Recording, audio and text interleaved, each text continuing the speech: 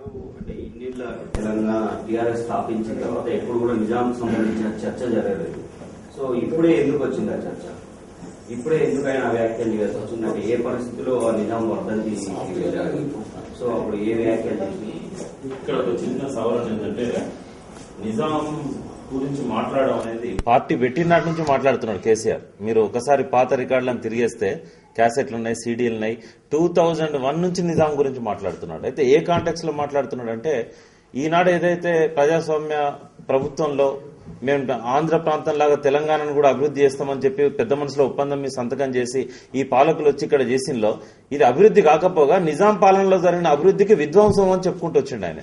ఉదాహరణకు మన సొంత తెలంగాణ డబ్బులతోని అర్ధర్ కాటన్ కట్టిన బ్యారేజీని, తర్వాత విజయవాడ దగ్గర ఉన్న బ్యారేజీని మళ్లీ రినోవేట్ చేశారు. కొన్ని వందల కోట్లు పెట్టి మళ్లీ తిరిగి కట్టారు. కానీ నిజాం సాగర్ కట్టిన నిజాం సాగర్ ఏదైతే ఉన్నదో నిజాం కట్టినాయి ఇవాళ వరకు కూడా అవి రిపేర్లకు నోచుకోవట్లేదు. దాని కెపాసిటీ వాళ్ళ 3వ వంతు పడిపోయింది. అందుకే ఆయన ఏమన్నాడంటే ఆనాటి డెవలప్మెంట్ ను కూడా మీరు విధ్వంసం చేస్తున్నారు, మీరు డెవలప్ చేయట్లేదు అని చెప్పి ఎన్నోసార్లు నిజాం గురించి చెప్పుకుంటూ వచ్చిండు ఆయన.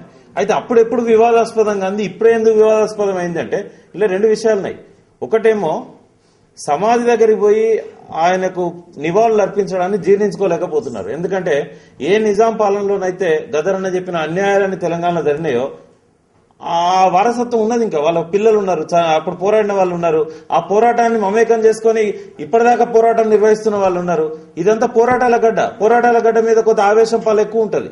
వాళ్ళందరూ ఏంటంటే ఈయన మళ్ళీ ఏదో తప్పు చేస్తున్నాడు, ఎందుకు ఇప్పుడు ఇంత ఆవేశం కేసీఆర్ మీద ఎందుకు వస్తున్నది అని అంటే అది మనసులో ఉన్న ప్రేమ నుంచి వస్తున్నది. ఈయన మా తెలంగాణ ఉద్యమ నాయకుడు, తెలంగాణ తెస్తాడు అనుకుంటే ఈయనేదో పొరపాటు చేస్తున్నాడు, రేపు ఏమైపోతుందో, ఇంతకాలం మనం అందరం కూడా కష్టపడి ఆయనకు మద్దతు ఇచ్చి నిర్మించిన పోరాటాన్ని ఈ ఎక్కడ గంగలు కలుపుతాడో అని. అంత మన వాళ్ళే కాబట్టి నేను చాలా మనసు విప్పి మాట్లాడుతున్నాను. అంటే ఒక హృదయంలో నుంచి వచ్చే కోపానికి వెనకాల, ఒక ఆవేశానికి వెనకాల ఒక ప్రేమ ఉన్నది, ఒక బాధ ఉన్నది, ఒక తపన ఉన్నది, తెలంగాణ రావాలన్న ఆకాంక్ష ఉన్నది. మంచిదే, దాన్ని నేను కాదని అనట్లేదు.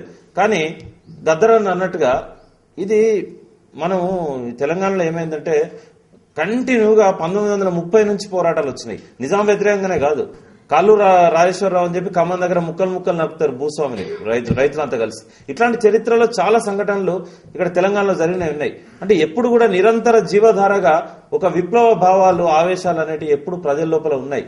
ఏ నిర్ణయం ఎవరు తీసుకున్నా కూడా అదే యాంగిల్లో దాన్ని చూస్తున్నారు.